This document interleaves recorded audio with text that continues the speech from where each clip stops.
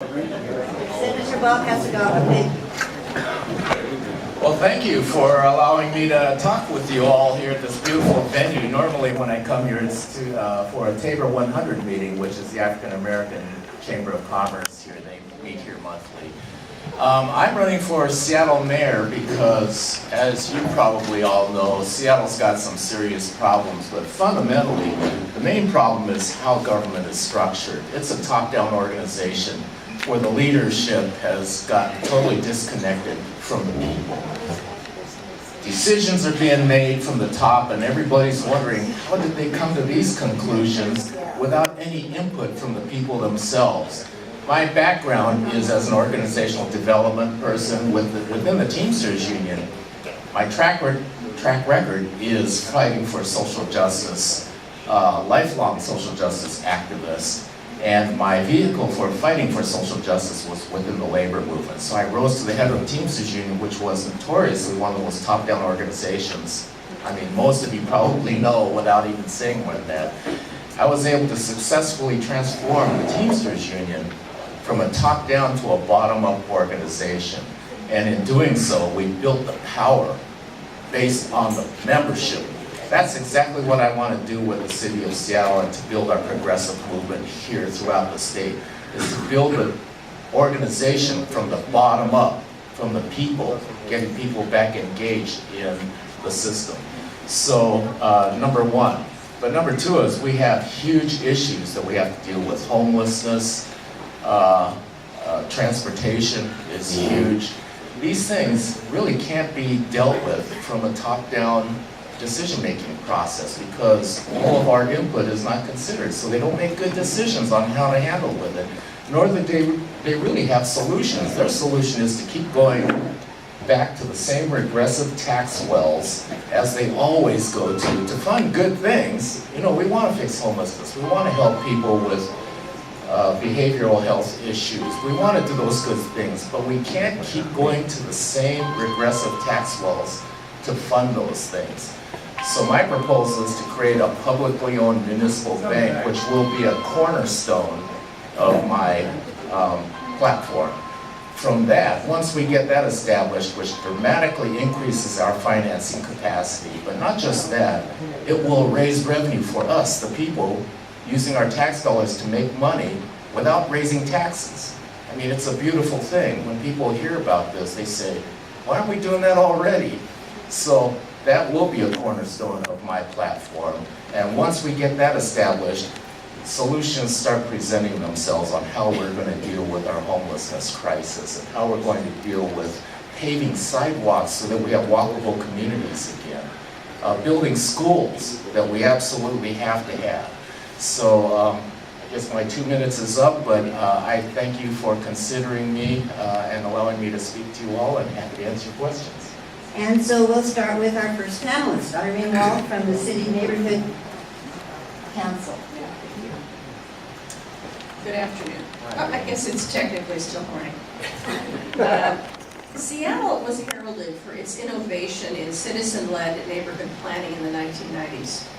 Since then, neighborhood planning has drifted away from being a comprehensive and grassroots effort to a staff-driven effort with a limited focus on upzoning to accommodate growth.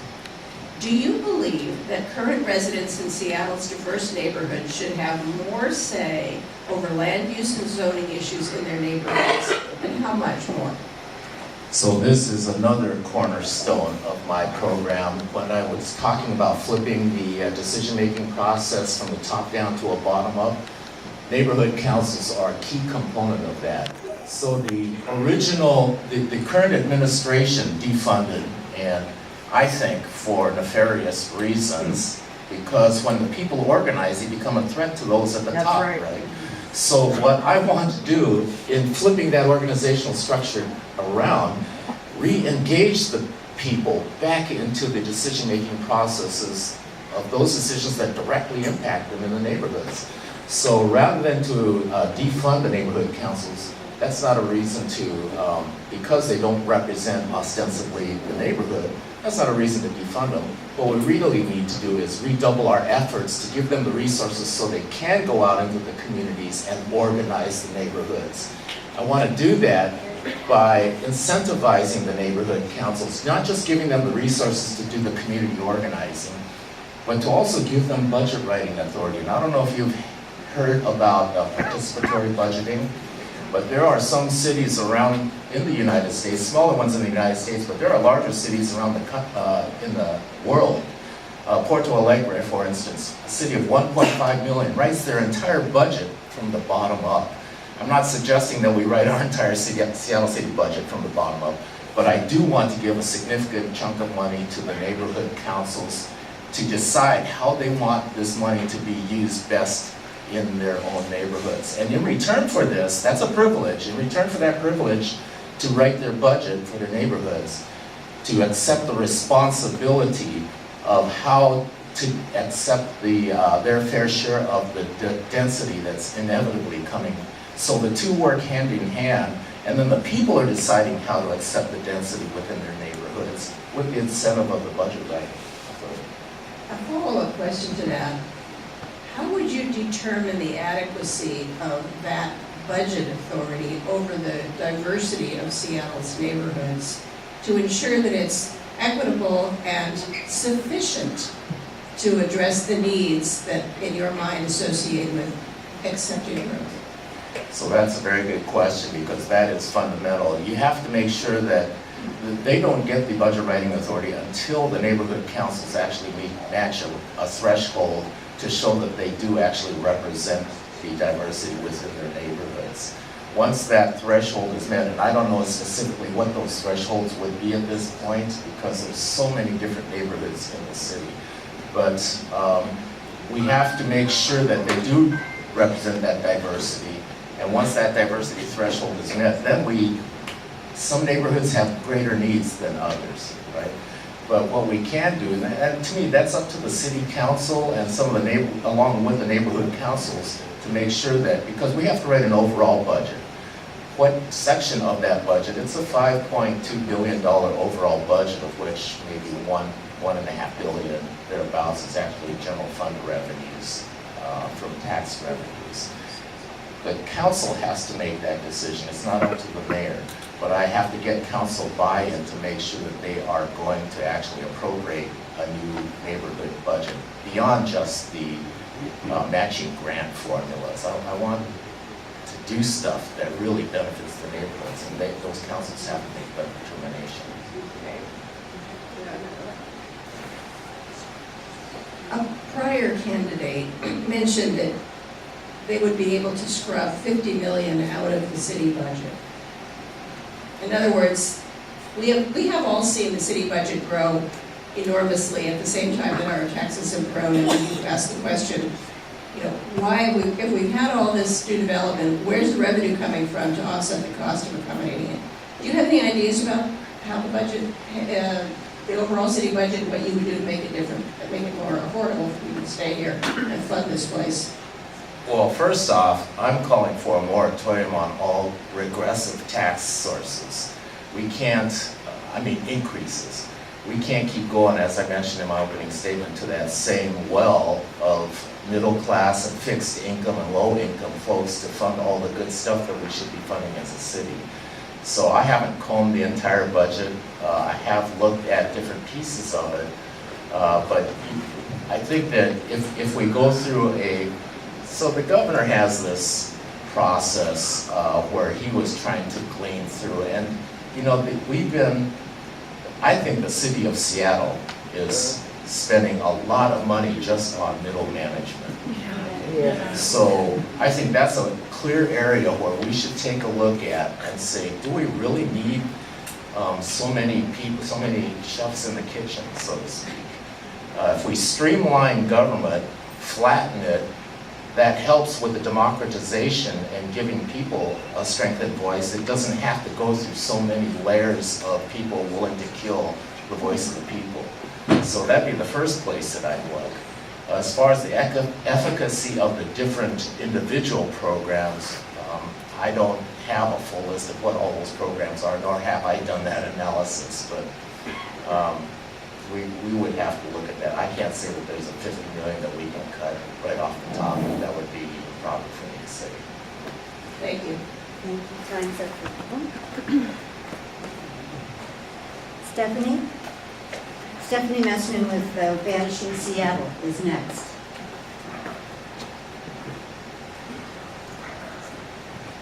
Thank you, Bob. On behalf of Vanishing Seattle, over the past few years, many of Seattle's communities have experienced unprecedented gentrification and displacement, not only of residents, but long-standing businesses and institutions that support our social fabric and cultures.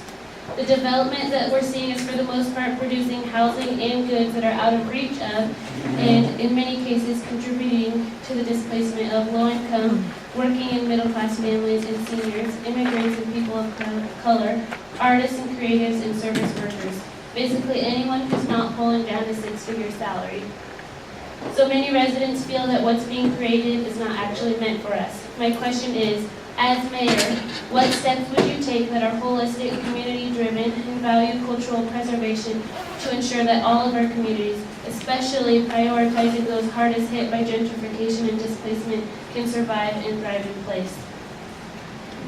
That's a very good question, and representing the 11th Legislative District, which is South Seattle, we are suffering disproportionately from the gentrification and the displacement that's happening. What's going on is the displacement is being caused by a couple of different reasons in my mind. Number one is those regressive taxes, property taxes, and even sales taxes making the cost of living prohibitive to be in Seattle for those on fixed and low and even middle income folks. One of the other reason for the gentrification and displacement is that the cost of housing is just escalating so much because there's way more people that want to live in Seattle than there are available units for them to live in, which pushes the cost up. So I think that what we should really be talking about is a massive increase in public housing construction, and doing that with also the arts communities, because art communities, yeah, I know Mr. Zimmerman is not been very supportive of anything that any serious conversation anybody is trying to have about any of these issues. All he does is throw tomatoes from the outside. So what we're trying to do though is drastically increase the number of available units, which will keep the appreciative costs on housing down. So we can only do that, and that gets back to the financing question. That's the whole purpose of building this publicly owned bank, because that will drastically increase our financing capacity to be able to build sufficient public housing so that everybody who wants to and deserves to live in the city can do that. And we can use it in a directive fashion, like providing artists housing and building collectives, which there are a lot of those going on in Georgetown, South Seattle, right the old Rainier Brewery area. So that would be my biggest thing, drastically increase the amount of public housing. Thank you. So previous candidates had addressed creating more affordable housing as solutions. So from my standpoint, affordable housing isn't actually affordable. It's going based off of the median income of people in Seattle. So I want to know, what is the difference between low income, affordable, and public housing? So that's the fundamental issues. People are confusing public housing and affordable housing, because affordable for many people, nothing is affordable. Yet everybody deserves to have housing. Housing is a human right. And in a civilized society, we need to be able to provide shelter for everybody who wants to be here. We can only do that through a public housing strategy. So when we're talking about affordability, that's your question about what is the difference between affordable and public housing. Right now they're using this HALA program, which I guess you're familiar with HALA, which to me is just sort of a sellout to the developers, because there is no way that we can go to developers and ask them to set aside enough quote-unquote affordable housing to meet the demand that we've got. It's just too overwhelming. And what we're doing is asking developers to do something that's not necessarily in their own self-interest. I wouldn't expect developers to agree to anything. They'd bargain it down to zero if they could, right, set aside. So that's a failed strategy in my mind. What we need to be doing there again is building public housing, because once we build public housing, we are the owners. We, the public, are the owners. We then get to set the rents. We can say what we want to charge. We can make it affordable for somebody who's unemployed just as much as we can make it affordable for the six-figure person. We don't have to.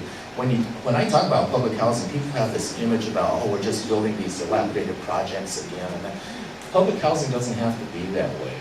If we are committed to public housing can be as nice as anything that you would see being built anywhere right now. If you look at some of the global cities like Berlin, for instance, over 50% of their housing is owned by the city.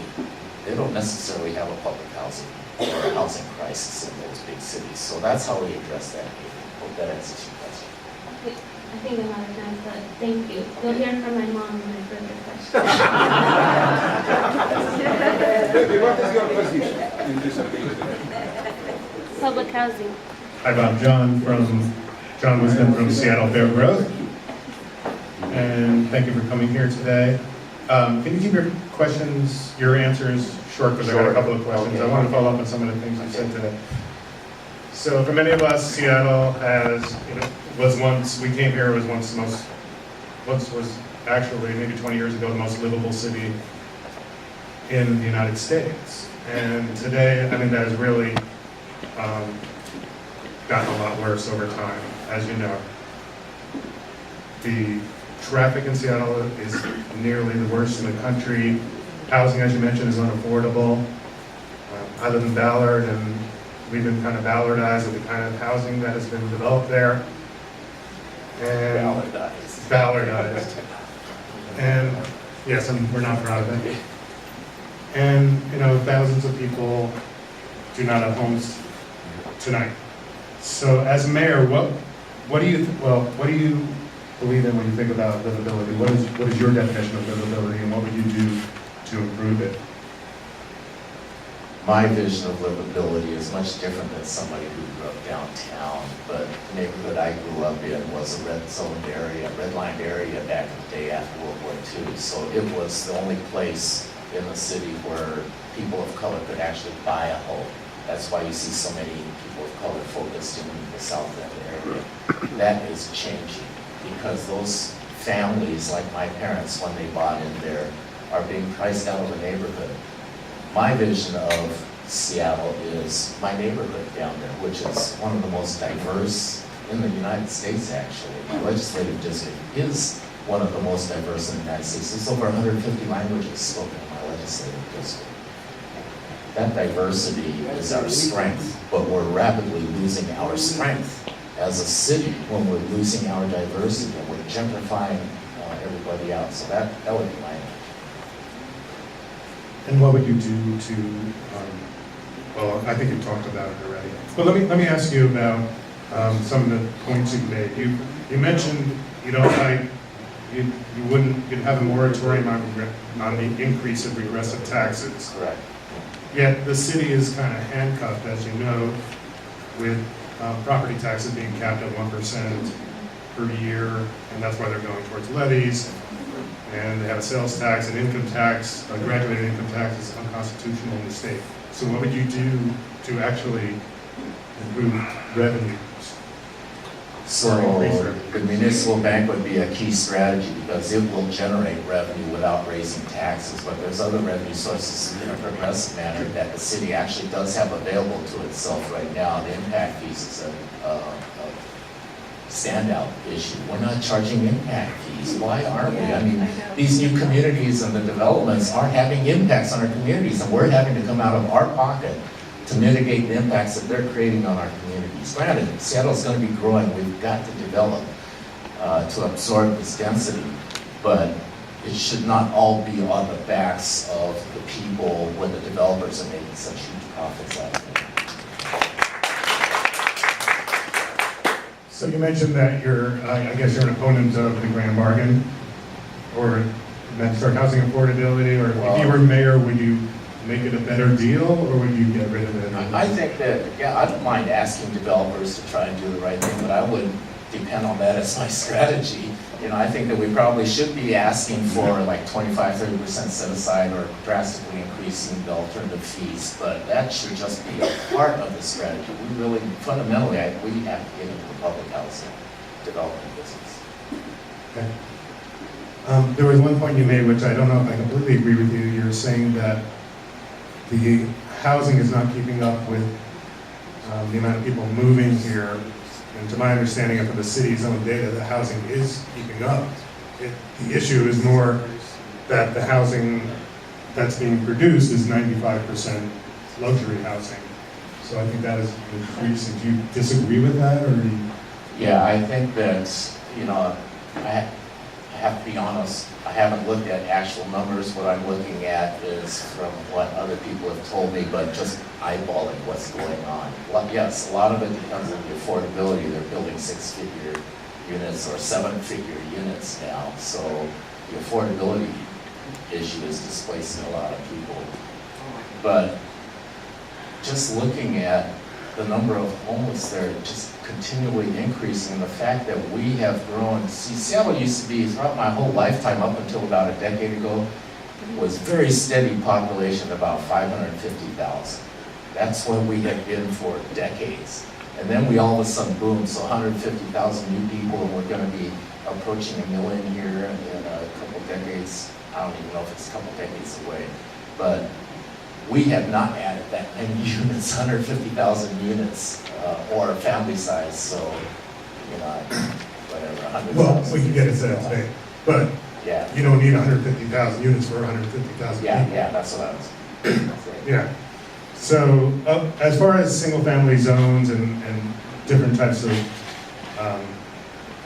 lot sizes and different types of housing, would you, and for detached units, would you require ownership? Would you require ownership, home ownership, for people stay in their houses if they're going to have somebody staying at their detached housing unit?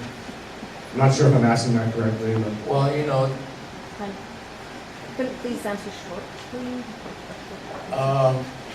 you know, whether you're required to own it or not, you know, one of the things that we do have to recognize is that there's been a financialization of our housing marketplace. People are looking at housing as profit-making tools as opposed to providing shelter and residences and community for our neighborhoods. So, you know, I don't have necessarily a problem with people wanting to rent their home out, but as a requirement, I think that should be up to the neighborhood councils probably to decide what kind of neighborhood they want. Okay, thank you very much. Hi, Bob. I'm Toby Thaler. I'm asking a question on panel for the Seattle Neighborhood Coalition, whose longtime history is grounded in fighting displacement and gentrification of the Central District 50 years ago or more. Successful urban planning helps target where jobs and housing development occurs while ensuring necessary transportation infrastructure and public amenities to support these concurrents under GNA. Excuse me, I'm not really focusing on your question right now. There's a bunch of stuff going on here. Mr. Zimmerman is being a disruptive jerk. And I greatly appreciate if you're calling him out that way. Because he Nice is like- break, I like it. Would you please respect this community and their process? You try to neutralize me, I know the script, don't worry. I'm Politica for all my life. Okay, so, I'm sorry, I'll try and refocus. I completely understand. So, successful urban planning helps target where jobs and housing development occurs while ensuring necessary transportation, infrastructure, and public amenities, like concurrence under GMA. In the past, the strategy we've been using in the past to implement that is called Urban Village Strategy. Seattle has seen explosive job growth fueled by tax and other incentives provided by the city, Rather than managing growth, we are encouraging unfettered demand on housing and infrastructure and have arguably failed at implementing the concurrency policies because we're just not doing it very well. Planning Director Sam Asefa has called Mayor Murray the planner-in-chief. The planning has largely been based on the backroom deal to upzone a good part of the city to generate, called the rent bargain, to generate a little bit of money for public housing and to support transit infrastructure, mass transit, very expensive, way off in the future. Question, what would you do differently as planner-in-chief, speaking to the planning issue, to address the growing pains? So I think it's arrogant for the mayor to consider him or herself as the most qualified person in every area that the city has jurisdiction of trying to deal with. So I think that the key to successful leadership is surrounding yourself with the best people possible. So that being said, I would not be so presumptuous as to say, I'm the one with all the answers, and I'm going to oppose those. In fact, that's exactly what I'm trying to change, is that the people need to have a bigger say in how they want to accept this density. So that being said, the urban village concept, you know, with transit-oriented development, it does make sense to do that. But that process, I'm not really sure whether the neighborhood councils or the people in the neighborhoods had much say in that entire process in developing, because that's a citywide strategy. It's a major organizing project. But in dealing with the transportation, it makes sense to have people living close to where they work. And the Sound Transit program we have now, okay, what's the Kent Valley, for instance, provides almost 20% of the gross domestic product of the state of Washington. Yet we don't have like rail going down to southeast county or that area, and we're spending $54 billion. So we're talking about, and especially with the displacement, people are trying to get back to their minimum wage jobs in downtown, and they're the ones who end up having to rely most heavily on transit, yet not being really served because you can't get to where you want to go. So in a reliable fashion. So in transit, so some of the transit folk have accused me of being anti-transit or anti-sound transit. I am not that. You know, I think that it's a wonderful thing. I just think that, wish that, well, let me point one thing out. I voted for a bill that requires elected board members for sound transit because I don't think that there's any accountability there back to the people that so transit advocates are accusing me of being anti-transit because I want accountability out of that board, even though I voted for Sound Transit 3 and supported it because, and what's interesting is there's another candidate in this race who used to be the executive director of Transportation Choices. And my voting record is identical with hers. She actually sponsored a bill in 2015 that created elected board members for the Sound Transit Board. Yeah, she's totally backpedaled off of that. And the transit people are accusing me of being this one. My voting record is identical with hers. So that being said, transit needs to be much more smart about how we apply. To me, that's the real solution to our transportation issue. So there was a study done that I've seen that said the most effective way to free up our streets from the traffic congestion is to provide free transit. And free transit would cost us over 20 years $4.5 billion. That's the 20-year price tag of it. But the 20-year price tag for Sound Transit 3 is $54 billion.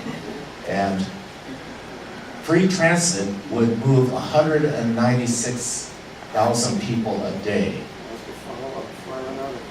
Oh, I'm sorry. No, that's all right. Whereas Sound Transit at full build out only moves 64,000 people a day. And a lot of those are people who are moving over from the bus, so it's not like clearing the roads. So, you know, we have, I'm sorry. So as a chief, well, I want to follow up very quickly, and harken back to your response to a previous question? To a previous question about flattening the bureaucracy, this is more complex. This is a multiplicity of entities. Some transit board city, as the chief executive of one of the jurisdictions, how would you work with the others to achieve what you're speaking about? So the 11th district is basically a suburban district. I just happen to live in the part of it which happens to be in Seattle. But I have a very good working relationship with the suburban cities as a result of that. So I think that we have to deal with transportation as a regional problem because of the displacement that's happening. And so,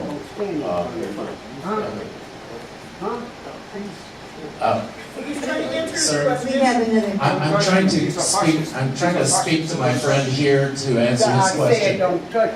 I didn't touch you. What are you talking about? Here. Oh, well, okay, hands to selves. Thank you very much. May I speak directly with the gentleman that just asked the question? Why are you so angry with me?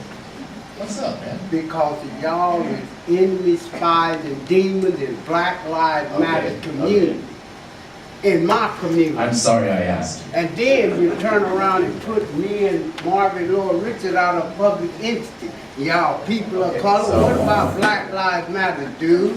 I told Mike McGee, you not prepared to be no mayor. I just Okay, told him I'd that. like to put a little bit more peace in this Thank you. process. We're going to let Senator not doing this. This is Hasegawa not give true. us 30 seconds to finish answering his question, and then I'll speak to the audience participants. Okay, go ahead. So from what I recall of the question, it would have to start off with flattening the bureaucracy.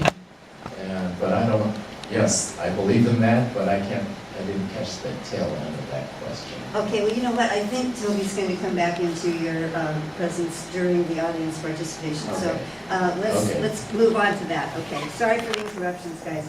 Before we start with the audience questions, I really want to compliment the audience participants because last time with our previous candidate, they really were good about keeping their questions pointed, direct, and a minute or less, and we really appreciate that. And To my give answers Bob are too some long, I'm time to respond. And so, for your response, you get 2 minutes, they get 1 minute. We'll use our timer over here, Nancy, to keep us on track. Okay. Bravo. Yes, I'm Honorable Michael Fuller. Now, after 500 years of slavery by the European settlers, now at the time of war in Afghanistan, Iraq, aged or smart, they can learn.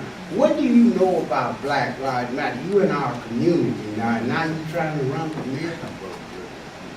What do you know about me as a black man? Aboriginal people land. I didn't know you were the first people in this country. Oh, I was the first. Yeah, I was here before you. You know that for the record. Let the record reflect. Michael, Well, he's you not just black. corrected some racist comments to me as we were talking over here, so I don't feel obligated to respond I'm to you. saying I'm you not in my neighborhood. legitimizing Okay, your racism. I didn't come to your neighborhood. You come to our neighborhood. The 23rd and Union, that's our neighborhood. What you doing there? At the time of war. I'm not new to this. I'm true to this, dude. You better ask somebody. And I'm very articulate. You better ask I somebody. can tell that. I'm very articulate. Hi, I'm Sarah Jane Siegfried from Lake City, and we've heard each candidate say something about livability, about housing affordability and livability agenda. Never defined livability, never really addressed livability at all. So it remains a question that the community really should decide. What is livability? Would you support a citywide process to come up with 5 or 6 measurable definitions of livability that we could then work together to achieve? That sounds like a fabulous idea. Yes, I would support that. Thank you. Hi, my name is Alex Zimmerman and I'm candidate for city mayor. I give you, my friend, same question what is I give to everybody. Are you a senator for a long time? So why you belong to the 6 Nazi states and not protect another 15 people from the equal under Constitution for equal race? And personal to you, I asked before twice, Senator, why these people trespass me? When you have right speak in democratic chamber, 32, remember, Democrat. So, and I cannot. And you twice never answered. So when you, pardon, not so very good like a senator, you don't know about constitution, nothing. You don't protect people for a long time. 10 seconds for a question. Exactly. So why 6 Nazi pig hook choices? Could somebody translate that? I'd like to speak to that. Alex is asking why we had 3 candidates today and 3 candidates a month ago in our 6 hours of available time. No, not only you. For It's this, from beginning, I from am city. speaking for Seattle Fair Growth, one of the sponsors of this event. No. And the reason we had 6 hours available and the top 6 candidates was a choice of the community sponsoring it. That's all. But you in my community, you know that for the record, and let my record reflect. Okay, can we get back to order here, please? If you can't not maintain order, I would ask you to respect the group and take your conversation outside. Yes, I'm Ms. Richard, and it is You don't tell me kind what of to do. difficult for us to be able to And stay you're in 8 the midst of all this confusion, in my neighborhood. because whenever it, Ma'am, would you mind holding up? I can't hear you because he's speaking over you. well, yeah, that's the attitude for gratitude today. As in terms of what's happened, we have had a horrendous killing of Charlene and Lyles, and my issues will always be with the police, and you asking to be mayor, and all the mayors that we've ever had never really dealt with blacks and the police. So what would you consider? You come from a background of social justice, and Mr. Zimmerman has already addressed you in that manner, talking about his democracy, and he wasn't born over here either. But I was born right here in Seattle, Washington. And if I could write a Harry Potter series in terms of the racism that has come to my front door since I've been living here. You have a question? That's the question. What is he going to do about the race Why and is so social many justice leaders and not issue enough followers? pertaining to us with the police included in it? Because I could be right here, like I said, with a Harry Potter series telling you about how it's affected my life. So thank you for that. I would just let you know that I co-sponsored a bill to try and change the state law to make it easier to hold police accountable who are trying to Kill us, Kill us, that's Okay. right. diminish Y'all. us, annihilate us. Let me ask you, do you know Tommy Lee? No. Tommy Lee was a young Asian American man who was just shot down In Burien, 10 They had the days pen? before They had the pen? Charlene Lyles. right, the Yes. pen. Okay, yes, I. So I rest my case. Well, what Okay. about Charlene Lyles, senseless killer? I didn't see, were you there at her thing? Yes, he was at Kane Hall. I was at Kane Hall too. I'm talking about Well, the you day, heard the me. day after it happened, when we had a rally out there in Sandpoint, Idaho. I was right there on the front line. I was there the next day on the front line, trying to make sense of the whole deal along with the whole community. We were mourning together. That's how we're gonna beat this though. We've got to all come together. We can't say Asians are just taking African Americans for granted. That's not Yes, true. you is. Yeah, you is. You're here to rob, steal, kill, claim, and rename. I'm not, Native land. you sound like Aboriginal you're people more land. reasonable. I can't talk to this gentleman here. I know. So, Look, I've I'm been trying to- dictated Some way more before you ever outraged thought than about him. running They for just office. don't live here. You Okay. go to Chicago, it's happening all across Let's the move country. on. So my answer to Capitolino you, Tool needs to go. Would Yeah, you agree? Kathleen got to So go. my- And Coleman Beck. my answer to you is that there is a And process. John Hay. The city council has passed this ordinance, which the whole community has gotten behind. And to implement that ordinance, the mayor is gonna have to negotiate with the police department to make sure that that ordinance is fully implemented. So I'm committing that we will get that ordinance implemented in the negotiation, if the negotiation is still going on by the time I'm sworn in. Hopefully it'll be done before then, and we'll be able to implement the ordinance. But that's what the community is asking for, and that's what I'm going to be able to support too, as you may know. I'm serious about it. Black Lives Matter, this is not the change or the dream that Black Lives Matter can believe in, dude. Nope, that's for the record. Bob, my name is Tim Moser. I'm representing Lake Hey, City Neighborhood don't say Alliance. nothing to me. Sir, do you mind, who is sponsoring a petition, give me a copy of that petition? We are asking the Park District Board of Commissioners, who also are 9 city council people, to address a major deficiency in the 6-year spending plan for the Park District, which fails to provide adequate funding for aging park facilities. That was highlighted by a recent study that was done for community centers that identified 2 community centers to be replaced. There was not sufficient funds, so the consultant said nothing could be done for those. We have a solution where we are recommending that the current assessment of 27.5 cents per thousand be continued for the next 3 years of the funding cycle.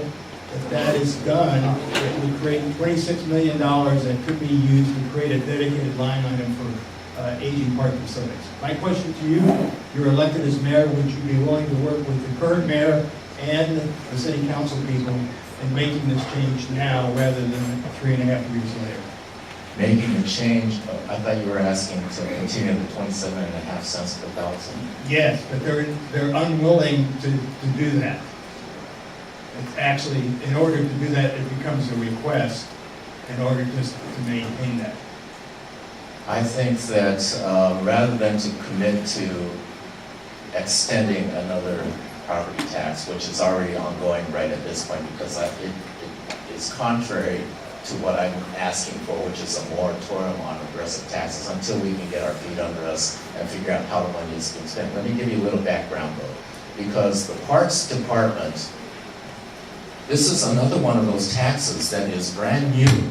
We created a Metropolitan Parks taxing district that created a brand new 27.5 cents when it used to be funded out of the general fund, right?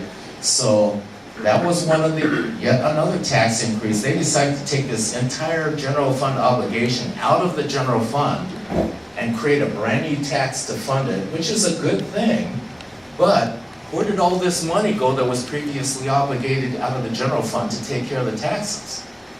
That's the question that needs to be raised. So I would say we should look at the general fund that was freed up by the removal of the parks obligation into a separate taxing district and see how that, where did that money go and what's it Can I answer used that for? question, Yeah, please? You please. had city council people who sponsored an education fund, which, you know, everybody supports that, doubling the housing thing, Yep. and by doing that, there's where your money went. Yeah, and the roads, And you don't forget can't the go roads back. one. That's the problem, you can't go back. No, we cannot go back, but there should be money that should be available. What I'm saying is look at the general fund to do that analysis. Bob, we've got about 6 more people who want to talk, and we've got about 10 minutes, so let's keep the questions and the answers really brief. Okay, thank you. Hi, Bob. You know me, Steve Zemke. My question is one, why the candidates out there aren't in a sense of outrage as the citizens are, that we passed the Gross Management Act in the state, you know, about 30 years ago, and it said we could impose developer impact fees, development pay for development, not just take the profits from the city and leave it on the taxpayers of the city to pick up the cost for parks and need for more schools and for upgrading roads, etc. The same thing goes for the urban forestry. Developments removing trees, but there's no requirement that they replace those trees in the tree canopy of the city. What exactly, you mentioned supporting impact fees, what priority is it for you in terms of this compared to the municipal bank, etc.? Because we really need some change here, and I don't hear most of these candidates out there speaking about what's really going on in the city. 1 minute answer, please. We need to charge all of the above. There's 4 different areas that we can charge impact fees on, and development has impact on all those 4 areas, so we should be implementing those as soon as possible. I mean, 80 cities around the state do it. We're just letting developers come here and put their costs on us. Thank you. Hello, Bob. My name is Pamela Stearns, and I am the president of King County Native American Leadership Council. I'm also a member of the FAIR Coalition, Fair Accessible Running for Everyone. I wanted to just highlight 4 points here and then ask you a question. People with criminal records, around those who have been incarcerated cannot get housing. Incarceration, lack of housing options affect people of color more than any others. People with housing and jobs are less likely to reoffend. And number 4, housing is a human right. As mayor, what would you do to address these issues? So, in public housing, we get to set the standard. And there again, that's another solution, I think, to be able to provide housing for everybody that wants to live in Seattle. The council already passed the abandoned box deal that doesn't allow, we need to make sure that that doesn't go away, that it stays implemented. That's my short answer. Public housing, we would get to say no discrimination in any way, shape, or form for past history on how we're going to allocate our housing. Great. Does that answer your question? Yes. My name is Cindy Barker, City Neighborhood Council. So my question is about how you'll transition to an executive and administrative role. So departments have a lot of allegiance to their own agendas, and it's virtually impossible to change. They're very protective of their own fiefdoms. And they'll resist your policies, not on the surface, but they'll continue to plow their course. And it's heavily influenced by the lobbyists who can access them, and not only departments, but the commissions that run the city. So how do you think you'll be able to change this culture as the mayor? So I've been through this once before. As I said, let me give you first a couple of things off my resume. So I do have a master's in public administration from the Evans School of UW, but more important than that, I have actual track record history in reforming the 1.2 million member Teamsters Union nationally. And there are key lessons that were learned throughout that entire process on organizational transformation.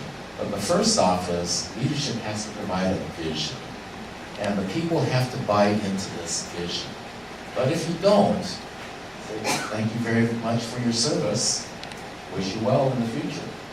You have to surround yourself with people who are the best administrators, but also share that vision and can help implement that vision at all levels. So when we're talking about flattening and streamlining, it's also about building a team, and the team has to include the people from the grassroots level. So, long answer to your...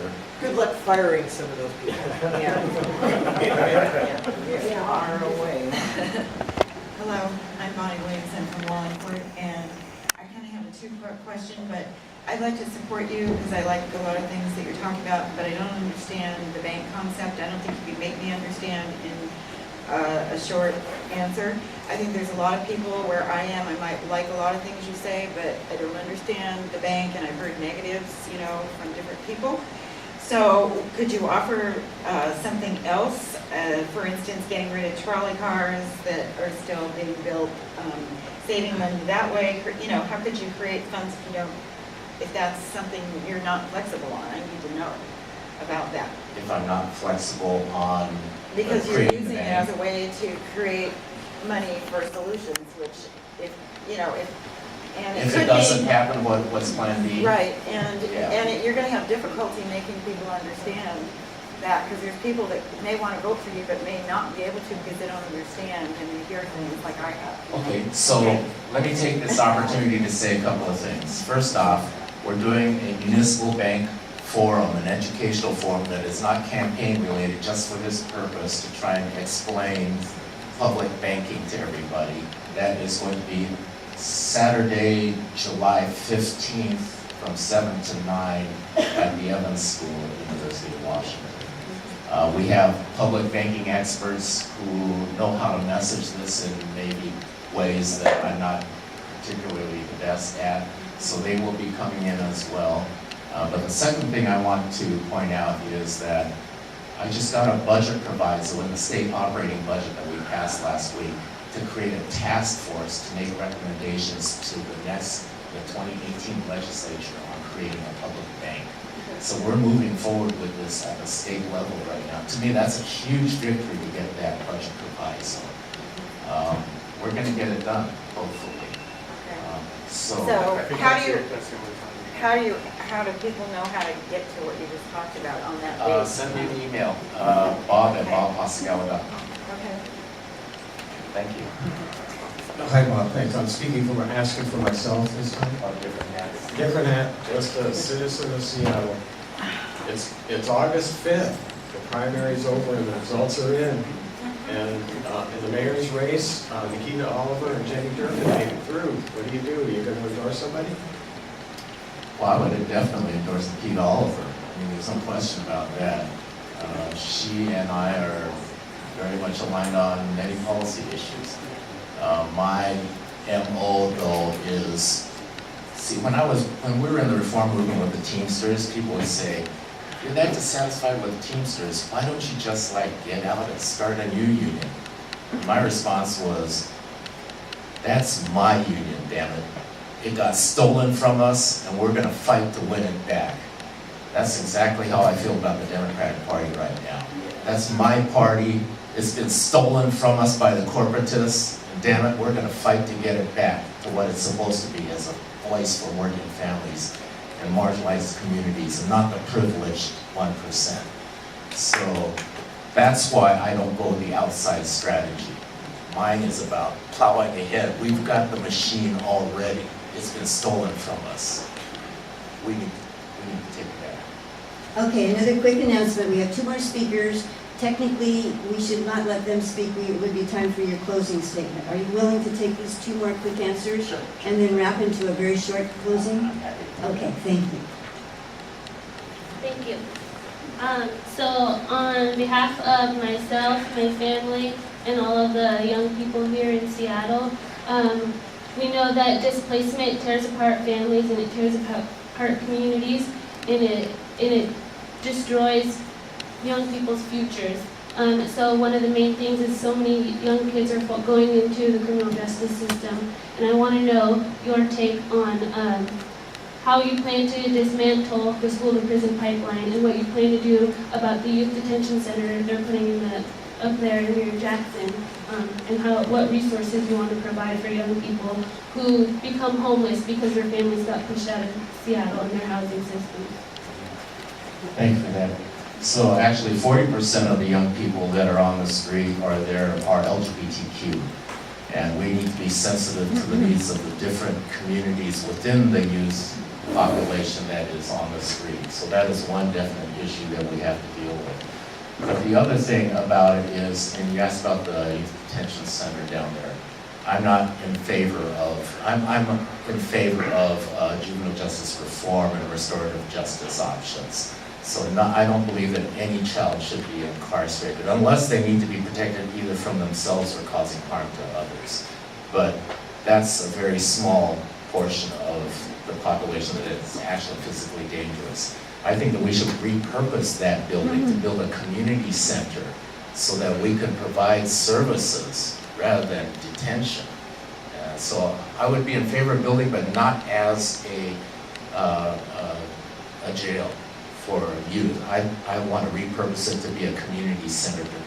There's so many good community organizations that want to do this restorative justice work that have no facilities or resources to be able to do that work. And the key, and this is one place where Hillary was right, it does take a village to raise that child, but the village has to have resources to be able to do that work, and I want the city to be able to provide those resources to do that work, to raise that child. This is a growth, displacement, and philosophical question. Earlier you said, and you aren't the only candidate who said something like this, Seattle just has to make room for everybody who wants to be here.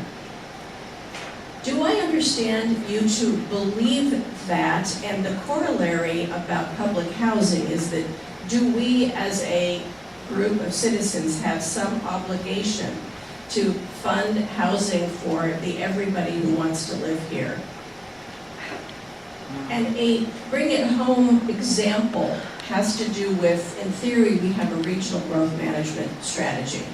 But we also have a Bellevue-based company called Expedia that decided to move over to Seattle and bring with it literally up to 6,000 employees to occupy a corridor where we have insufficient transit, and the cost of building a new bridge across the Canal Valley is enormous. What obligation do we have to fund this level of growth, and do we really have a regional planning concept, and do we really have an obligation to anybody who decides they want to live in Seattle? The answer to your question is yes, we do that. If you believe that housing is a human right, then yes, if you're going to live in Seattle, you deserve to be sheltered. That being said, you're right also that it is a regional problem. Seattle can't, actually, if you look at a lot of the areas, and I've seen some statistics where outlying areas are actually growing faster than the core areas. It's just that that's because poor people who can't afford to live here are moving into the suburbs. So what Seattle is doing is creating this 6-7 figure housing market and gentrifying everybody who used to be residents here out of the city. It does have to be a regional approach. And that's what I was talking about earlier, having those relationships with the Suburban Cities Association and the mayors of the suburban cities and the councils. Growing the economy that we're doing so well for the 1%, it's probably a good thing for the 1%, but it needs to be a good thing for the 99% as well, and that's not happening. And we have to take a more regional approach to how we're going to manage. Like you gave this example of Expedia come over.